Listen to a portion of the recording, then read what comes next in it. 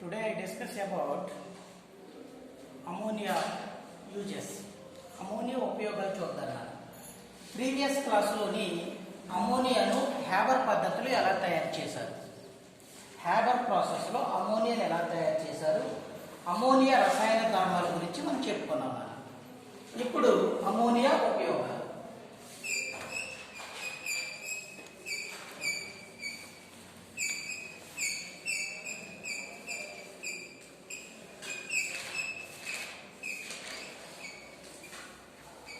Ammonia ఉపయోగాలు.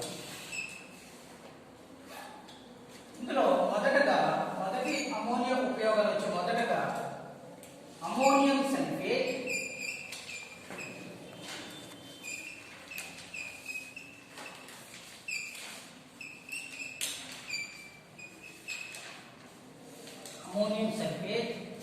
Urea,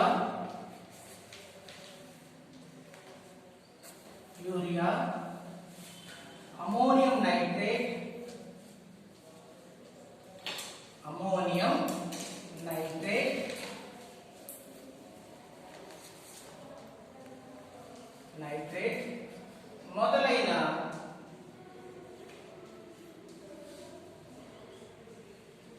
మొదలైన నత్రజని ఎరువుల తయారీలో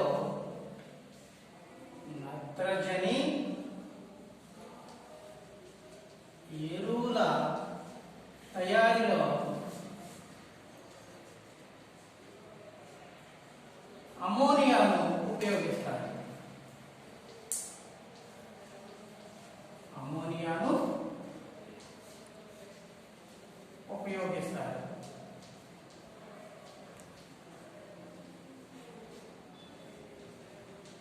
ఇక్కడ చూడండి నాన్న, ammonium sulphate, urea, ammonium nitrate మొదలైన నత్రజని ఎరువుల తయారీలో అమోనియాను ఉపయోగిస్తారు.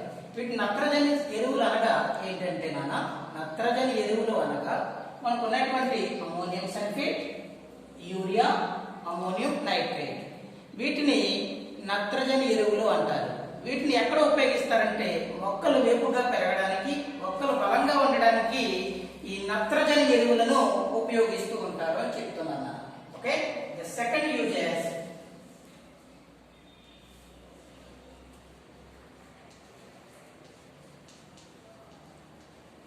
అమోనియం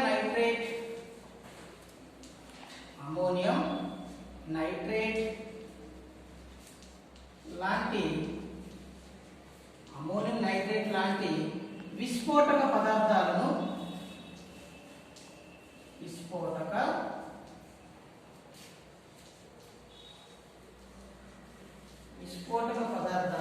తయారు చేయడానికి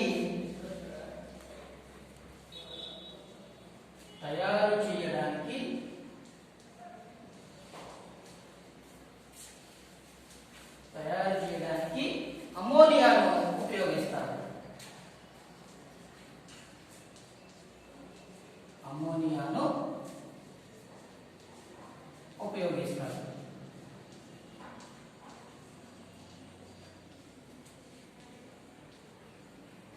ఏవైనా విస్ఫోటక పదార్థాలను తయారు చేయాలంటే దేనిలో ఉపయోగిస్తారంట? అమోనియాను ఉపయోగిస్తారని చెప్తున్నారు. అమోనియం నైట్రేట్ లాంటి విస్ఫోటక పదార్థాలను తయారు చేయడానికి అమోనియంను ఉపయోగిస్తున్నారని చెప్తున్నారు. ఇక్కడ అమోనియం నైట్రేట్ తీసుకుంటాం కదా, అమోనియం నైట్రేట్ ఫార్ములా వచ్చి NH4NO3. అమోనియం నైట్రేట్ దీన్ని స్ట్రాంగ్ గా హీట్ చేసామనుకోరా తల్లి, అత్యధికంగా వేడి చేసినప్పుడు అమోనియం నైట్రేట్ ను అత్యధికంగా వేడి చేస్తే నైట్రస్ ఆక్సైడ్ ఏర్పడుతుంది. ఏర్పడుతుంది? Nitrous oxide. నైట్రస్ ఆక్సైడ్ ని ఏమని పిలుస్తారంటే లాఫింగ్ గ్యాస్ అని పిలుస్తారు తల్లి. నైట్రస్ ఆక్సైడ్ ని ఏమని పిలుస్తారు? లాఫింగ్ గ్యాస్, నవ్వు పుట్టించే వాయువు అని చెప్తారు. ప్లస్ ఏమేర్పడుతుంది? ఇక్కడ చూడండి, 1 నైట్రోజన్, ఇంకొక నైట్రోజన్, 2 నైట్రోజన్ కాబట్టి N2, 3 ఆక్సిజన్. ఎన్ని ఆక్సిజన్ రాశాను? 1 ఆక్సిజన్ రాశాను. ఎన్ని ఆక్సిజన్ మాలిక్యూల్స్ ఉన్నాయి? 2 ఆక్సిజన్ మాలిక్యూల్స్ ఉన్నాయి. ఎన్ని హైడ్రోజన్స్ ఉన్నాయి? 4 హైడ్రోజన్స్ ఉన్నాయి. ఏ విధంగా రాయొచ్చు? 2H2O. 4 హైడ్రోజన్లు, 2 ఆక్సిజన్లు. అంటే అమోనియం నైట్రేట్ ని మనం అత్యధికంగా వేడి చేసాం అనుకో ఏం ఏర్పడుతుంది? నైట్రస్ ఆక్సైడ్ అనేది ఏర్పడుతుంది అని చెప్తున్నాను. నైట్రస్ ఆక్సైడ్ ఏర్పడుతుంది. ఈ నైట్రస్ ఆక్సైడ్ ఏమని పిలుస్తారు? లాఫింగ్ గ్యాస్ అని పిలుస్తారు తల్లి. నవ్వు పుట్టించే వాయువు అని పిలుస్తారు నైట్రస్ ఆక్సైడ్. ఓకే, అందుకని అమ్మోనియం నైట్రేట్ లాంటి విస్ఫోటక పదార్థాలు అంటే ఎక్స్ప్లోసివ్ దహనం చెందే మండేటువంటి అమ్మోనియం నైట్రేట్ ను తయారు చేయడానికి అమోనియాను ఉపయోగిస్తారు అని చెప్తున్నాను. ఓకే, ద థర్డ్ పాయింట్ తల్లి.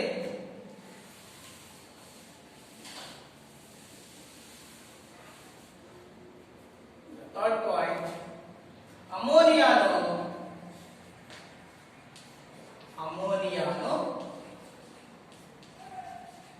శీతలీకరణిగా ఉపయోగిస్తారు. శీతలీకరణిగా ఉపయోగిస్తారు.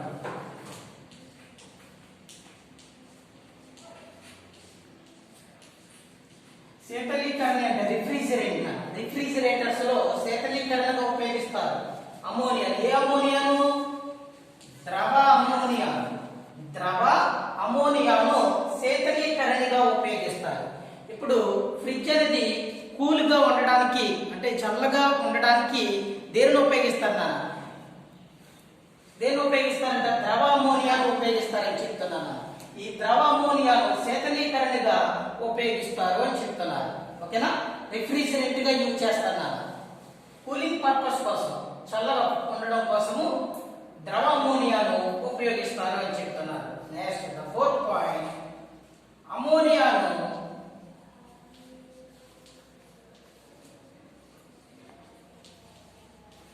డ్రై క్లీనింగ్ లో ఉపయోగిస్తారు. డ్రై క్లీనింగ్ లో ఉపయోగిస్తారు.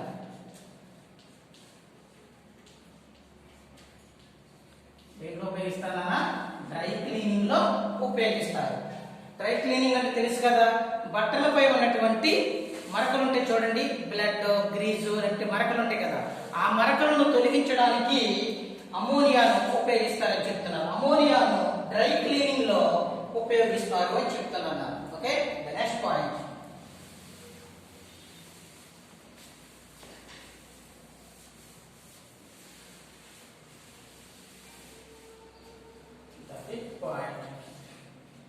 ఆస్ట్వాల్ పద్ధతిలో, ఇది ఆల్రెడీ చెప్పుకున్నాం మనం, ఆస్ట్వాల్ పద్ధతిలో ఏం తయారు చేయొచ్చు? ఆస్ట్వాల్ పద్ధతిలో HNO3 తయారు చేయడానికి నైట్రిక్ యాసిడ్ HNO3 తయారు చేయడానికి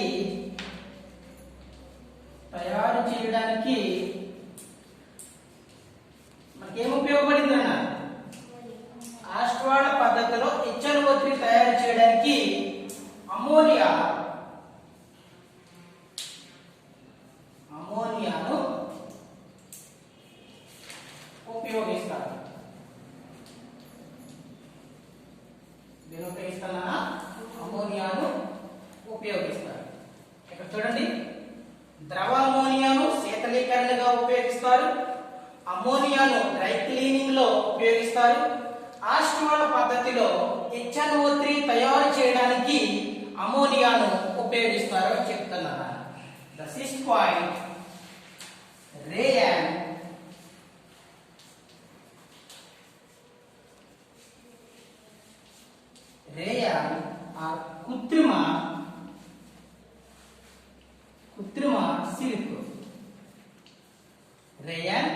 కృత్రిమ సిల్క్ మొదలైన వాటి తయారీలో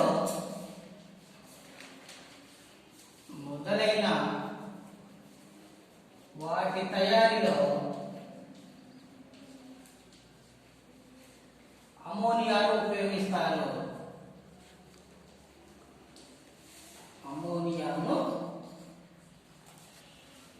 ఉపయోగిస్తారు.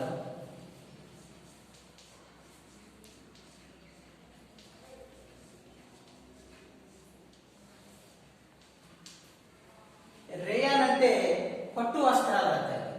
ఈ రేయాన్ అనేది ఎలా తయారు చేస్తారంటే మన కాగితపు గుజ్జు మొక్కల నుండి వచ్చినటువంటి సెల్యులోజ్ పదార్థం, మొక్కల నుండి వచ్చినటువంటి సెల్యులోజ్ కాగితపు గుజ్జు ద్వారా రేయన్లు తయారు చేస్తారని చెప్తున్నారు. మొట్టమొదటిసారిగా ఈ రేయన్ ఫ్యాక్టరీ ఎక్కడ స్థాపించారంటే కేరళలో స్థాపించారని చెప్తున్నారు. ఓకేనా. 1946 సంవత్సరంలో ఈ రేయన్స్ అనేది ఫ్యాక్టరీ అనేది కేరళలో ఏర్పాటు చేశారని చెప్తారు. ఇక్కడ కృత్రిమ సిరుకులు మరియు రేయన్లు మొదలైన వాటి తయారీలో ఏమి ఉపయోగిస్తారు? అమోనియాను ఉపయోగిస్తారు అని చెప్తున్నారు. ఓకే, ప్రీవియస్ క్లాస్ తో అమోనియా ఉపయోగాలతో కంప్లీట్ అయిపోయినా the next class. Okay, continue. PCl5 ఈ క్రింది వాటితో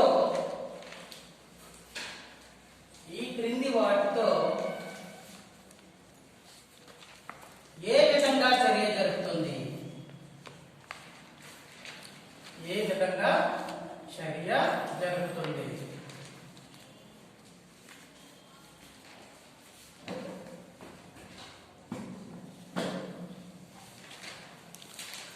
PCl5 ఈ క్రింది వాటితో ఏ విధంగా చర్య జరుగుతుంది?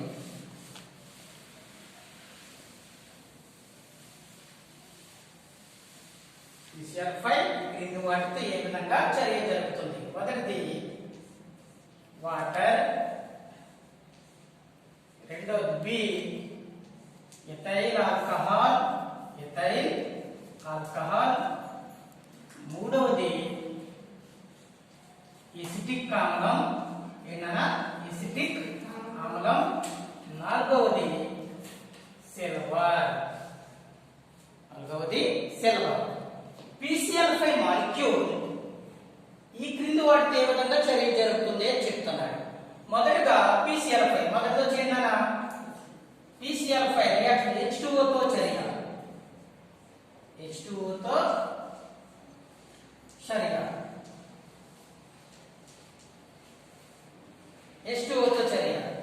PCl5 అంటే దీని పేరు వచ్చేంటి? Phosphorus pentachloride.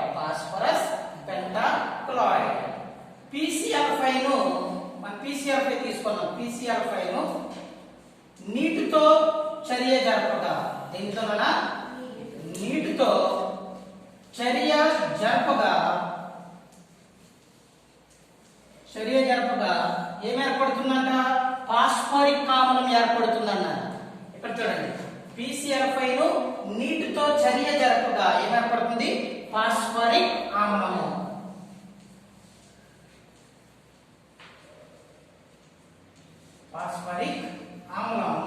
ఏర్పడుతుంది. ఇది బ్రాకెట్ లో ఫార్ములా వచ్చి H3PO4 ఫాస్ఫరిక్ ఆమ్లం ఏర్పడుతుంది. ఓకేనా? ఫాస్ఫరిక్ ఆమ్లం అనేది ఏర్పడుతుంది అని చెప్తున్నాడు. ఇప్పుడు ఫార్ములా చూద్దారా ఏ విధంగా రియాక్ట్ అవుతుందో? PCl5 మాలిక్యూల్ తీసుకున్నాం. PCl5 దేనితో చర్య జరపమంటున్నాడు? నీటితో చర్య జరపమంటున్నాడు. నీటి యొక్క formula వచ్చేంటి? H2O plus H2O gives rise to, ఇక్కడ చూడండి, ఇక్కడ ఎన్ని మోల్స్ ఆఫ్ హైడ్రోజన్స్ ఉన్నాయి? 2 మోల్స్ ఆఫ్ హైడ్రోజన్స్ ఉన్నాయి. ఇక్కడ ఎన్ని మోల్స్ ఆఫ్ క్లోరైడ్ ఉన్నాయి? 5 మోల్స్ ఆఫ్ క్లోరైడ్ ఉన్నాయి. 2 మోల్స్ ఆఫ్ హైడ్రోజన్లు 2 మోల్స్ ఆఫ్ క్లోరైడ్ తో చర్య జరిపితే HCl బయటకు వస్తుందా? 2 మోల్స్ ఆఫ్ HCl. 2 హైడ్రోజన్లు 2 క్లోరైడ్లు. ఎన్ని క్లోరైడ్లు ఉంటాయి ఇక్కడ? 3 క్లోరైడ్లు ఉంటాయి. ఫాస్ఫరస్ ఉన్నది, ఒక ఆక్సిజన్ ఉన్నది, PO phosphorus, oxygen PO Cl3 అనేది ఏర్పడింది. మనం అనుకున్నాం, వచ్చిందా? ఫాస్ఫరిక్ ఆమ్లం వచ్చిందా? రాలేదు. ఇక్కడ ఏర్పడినటువంటి POCl3 తో మరలా నీటితో చర్య జరుపుతారు.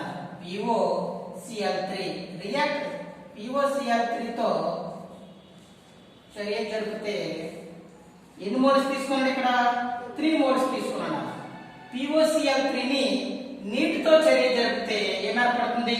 ఫాస్ఫరిక్ ఆమ్లం అనేది ఏర్పడుతుంది. ఫాస్ఫరిక్ ఆమ్లం యొక్క ఫార్ములా వచ్చేది H3PO4. ఇది ఏర్పడింది అంటారు. ప్లస్ ఇక్కడ చూద్దాం, ఇక్కడ ఎన్ని హైడ్రోజన్స్ ఉన్నాయి? 6 హైడ్రోజన్ ఆటమ్స్. ఎన్ని ఆక్సిజన్స్ ఉన్నాయి? 3 ఆక్సిజన్ ఆటమ్స్ ఉన్నాయి. ఇక్కడ ఇక్కడ ఎన్ని క్లోరైడ్లు ఉన్నాయి? 3 క్లోరైడ్స్ ఉన్నాయి. ఎన్ని ఆక్సిజన్ ఉన్నాయి? 1 ఆక్సిజన్ 1 ఫాస్ఫరస్ ఉందన్న. ఓకే, ఇప్పుడు ఫాస్ఫరిక్ ఆమ్లం ఏర్పడింది. 6 హైడ్రోజన్. ఎన్ని హైడ్రోజన్స్ కంప్లీట్ అయ్యాయి? 3 హైడ్రోజన్, 1 ఫాస్ఫరస్ 1 ఫాస్ఫరస్, 1 ఆక్సిజన్. ఈ 3 ఆక్సిజన్లతో కలిసి 4 ఆక్సిజన్ ఫాస్ఫరిక్ ఆమ్లం ఏర్పడింది. రిమైనింగ్ ఏం మిగిలిన? 3 హైడ్రోజన్లు మిగిలినవి, 3 క్లోరైడ్లు మిగిలిన. అప్పుడు ప్లస్ 3HCl హైడ్రోక్లోరిక్ ఆమ్లం అనేది ఏర్పడింది. ఈ విధంగా ఫాస్ఫరిక్ ఆమ్లం అనేది ఏర్పడింది. PCl5 నీటితో చర్య జరపగా ఫాస్ఫరిక్ ఆమ్లం అనేది ఏర్పడుతుంది అని చెప్తున్నాడు. ఈ రెండు రియాక్షన్ సింపుల్ గా ఇక్కడ 3 మోల్ వాటర్, 1 మోల్ వాటర్ కలిపితే 4 మోల్స్ ఆఫ్ వాటర్ తో సింపుల్ గా రియాక్షన్ రాస్తారు. ఇక్కడ చూద్దాం. PCl5 ను నీటితో చర్య జరుపుతున్నాను. 4 moles of water, 4 moles of water తో చర్య జరిపితే ఏం ఏర్పడుతుందంటే డైరెక్ట్ గా ఫాస్ఫరిక్ ఆమ్లం ఏర్పడుతుంది. H3PO4 ప్లస్ 5HCl ఇది ఏర్పడుతుందంట. చూద్దారా తల్లి ఏర్పడుతుందో లేదో. 4 2 8 హైడ్రోజన్స్. 8 హైడ్రోజన్స్ లో ఎన్ని హైడ్రోజన్స్ రాశాను? 3 హైడ్రోజన్స్ రాశాను. ఇంకెన్ని హైడ్రోజన్స్ ఉంటాయి? 5 హైడ్రోజన్స్ ఉంటాయి నా. ఓకే, ఇక్కడ 1 ఫాస్ఫరస్ 4 ఆక్సిజన్లు 4 ఆక్సిజన్లు. 5 హైడ్రోజన్స్ కి ఇక్కడ ఉన్నటువంటి 5 హైడ్రోజన్స్ కి 5 క్లోరైడ్లు సమానంగా ఉన్నాయి కాబట్టి 5HCl. ఈ విధంగా సింపుల్ రియాక్షన్ కూడా రాయొచ్చు. ఇక్కడ ఉన్నటువంటి 3HCl 2HCl ఈక్వల్ గా కలిపితే 5HCl అవుతుంది. ఇక్కడ ఉన్నటువంటి 3H2O మాలిక్యూల్స్ 1H2O మాలిక్యూల్స్ కలిపితే మనకి 4H2O మాలిక్యూల్స్ అవుతుంది అన్నమాట. ఓకే, ఫస్ట్ రియాక్షన్ అవుతాయి. రెండవది B తో B ఎథైల్ ఆల్కహాల్తో చర్య. ఎథైల్ ఆల్కహాల్తో చర్య. ఎథైల్ ఆల్కహాల్తో చర్య. ఎథైల్ ఆల్కహాల్తో చర్య.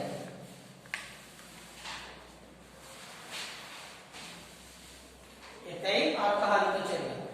మొదటగా మనము PCl5 తీసుకుందాం. PCl5 ను ఎథైల్ ఆల్కహాల్తో చర్య జరిపితే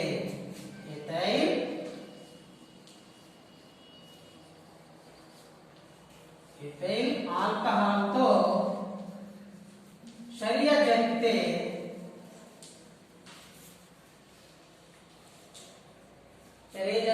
ఎథైల్ క్లోరైడ్ ఏర్పడుతుంది. ఏం ఏర్పడుతుంది మన? ఎథైల్ క్లోరైడ్ ఏర్పడుతుంది. జాగ్రత్తగా చూడండి. PCl5 ను దేనితో చర్య జరుపుతున్నాడు?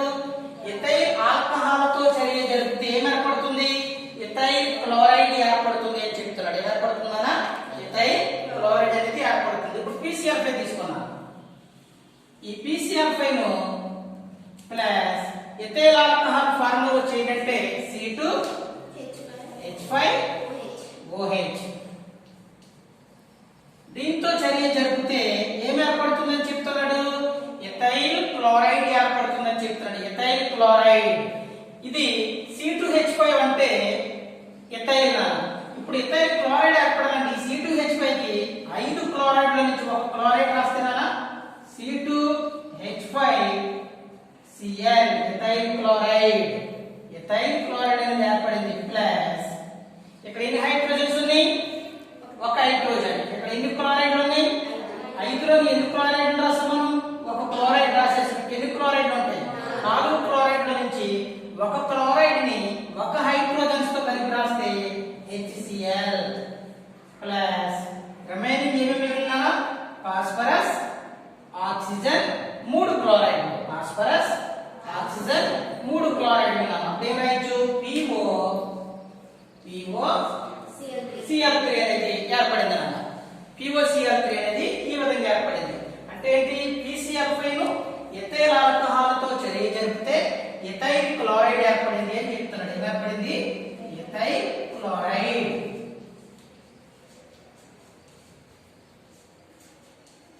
ఎథైల్ క్లోరైడ్ అనేది ఏర్పడింది అని చెప్తున్నాను. ఓకేనా? Next third reaction C acetic acid తో చర్య CH3COOH తో చర్య. PCl5 ఎసిటిక్ యాసిడ్ తో ఏ విధంగా చర్య జరుగుతుంది, చర్య జరిపితే ఏమి ఏర్పడుతుంది అనే విషయం గురించి చూద్దాం. ఓకేనా?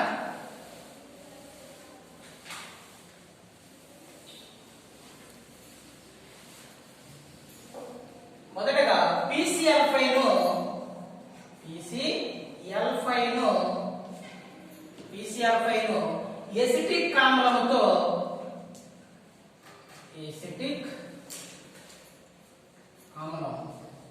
ఎసిటిక్ ఆమ్లంతో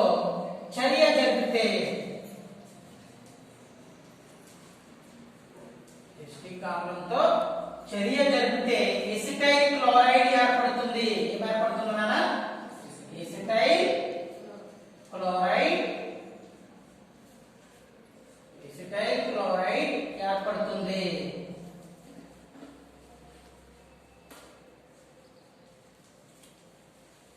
ఎసిటైల్ క్లోరైడ్ ఏర్పడుతుంది.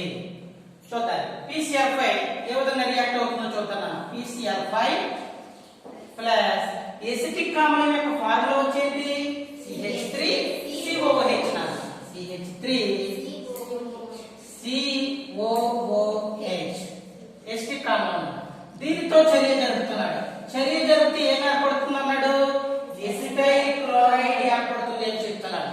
ఎసిటైల్ గ్రూప్ అంటే CH3CO. ఈ గ్రూప్ అని చూడాలా? ఈ CH3CO అనేది 5 క్లోరైడ్ల నుంచి ఒక క్లోరైడ్ అటాచ్ చేసుకుంటే ఎసిటైల్ గ్రూప్ అనేది ఏర్పడుతుంది. ఎసిటైల్ క్లోరైడ్ ఏర్పడింది ప్లస్ CH3CO. ఈ ఆక్సిజన్ ఒక క్లోరైడ్ అటాచ్ చేసుకుంటే CH3COCl ఎసిటైల్ క్లోరైడ్ ఏర్పడింది. ఒక హైడ్రోజన్ ఇంకొక క్లోరైడ్ తో కలిసి HCl గా బయటకు వచ్చేసింది.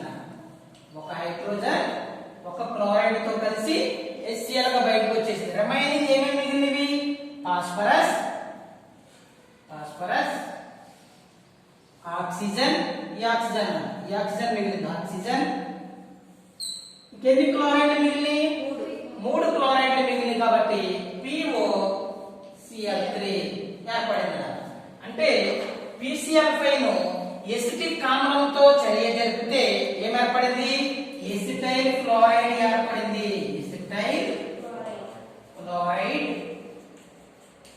ఎసిటైల్ క్లోరైడ్ ఏర్పడింది అని చెప్తున్నాను. ఓకే, నోట్ చేసుకుందాం. ఎసిటైల్ క్లోరైడ్ ఏర్పడుతుంది. The next last reaction silver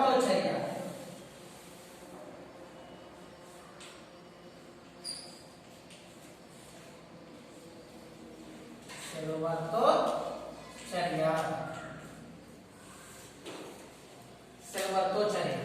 okay,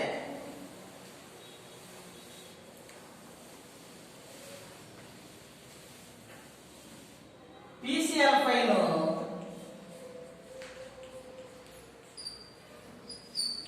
silver లోహంతో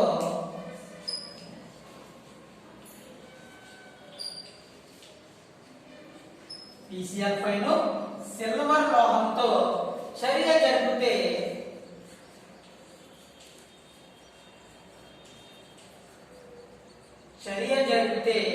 ఏమేర్పడుతుంది? సిల్వర్ క్లోరైడ్ ఏర్పడుతుంది. ఏమేర్పడుతుందన్నా? సిల్వర్ క్లోరైడ్ ఏర్పడుతుంది.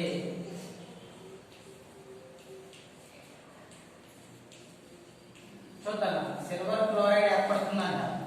ఏం తీసుకున్నాడు? PCl5 తీసుకున్నాడు. జరుగుతున్నది దేంతో చర్య జరుపుతున్నాడు? సిల్వర్ లోహంతో చర్య జరుపుతున్నాడు. 2 మోల్స్ తీసుకున్నాను. సిల్వర్ లోహంతో చర్య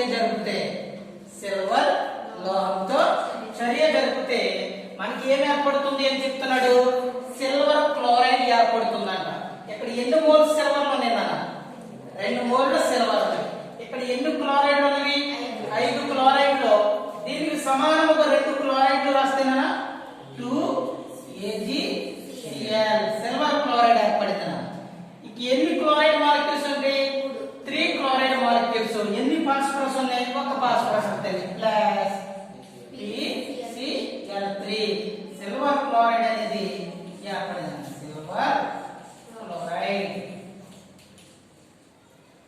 సిల్వర్ క్లోరైడ్ ఈ విధంగా ఏర్పడింది. అంటే PCl5 లో సిల్వర్ లోహంతో చర్య జరిపితే సిల్వర్ క్లోరైడ్ ఏర్పడుతుంది అని చెప్తున్నాడు.